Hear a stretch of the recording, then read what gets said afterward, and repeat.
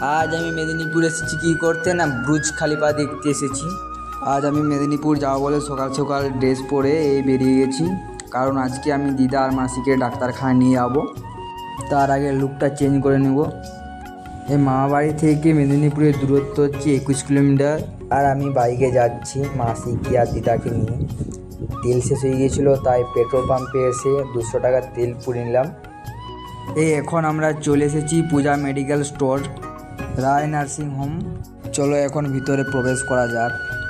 এই ভিতরে প্রবেশ করতে দেখি মেসা আগে রেজিস্টার করে নিয়েছে।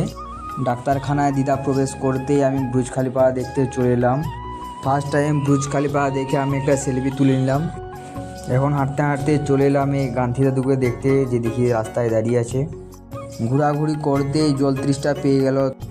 দেখলাম যে এই কাকা আখের রস বিক্রি করছে, তাই এই কাকার কাছে 1 গ্লাস আখের রস খেয়ে নিলাম। আখের রস খাওয়া হতেই চা আর বিস্কুট খেয়ে নিলাম। তারপর এই কাকার দোকানে সেন্টার ফুলস আর পাস কিনে নিলাম। এখন একটু ওয়েট করব। ডাক্তার দেখানো হয়ে গেছে, এখন মাসির কাজ যাব। মেশা ওষুধ কিনে দিয়েছে, আর এইখানে মাসি ফুল চুরি করে সাজাচ্ছে খোপায় নিবে বলে। আর ভিডিওটি ভালো লাগলে একটা লাইক করে দিবেন। দেখা হচ্ছে নেক্সট ভিডিও।